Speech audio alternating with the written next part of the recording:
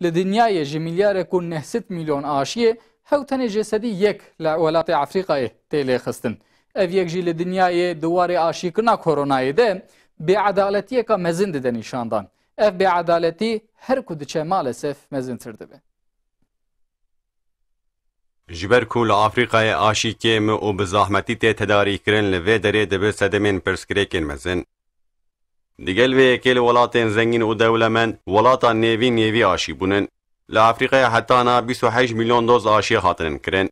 Ev jî tê vê maneyê ku ji sedî du duyan kêmtir kes aşiya koronayê bûnin. Ji teref rêxistina seheteya dunyayê ve hatî ifadekirin li Afriqayê 20 milyon kes doza ewil bûnin. Ji ber vê yekê aniha îhtiyacî bi 20 milyon aşiyên din heye. Rêxistina seheteya dunyayê her wa bang li welatên zengîn û dewlemend jî kir û wiha got. Li Afriqayê gelek ji koronayê nayên parastin.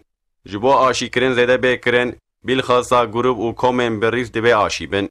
Ji bo vê yekê jî dibe welatên dewlemend alîkariyê li welatên Afriqayê bikin.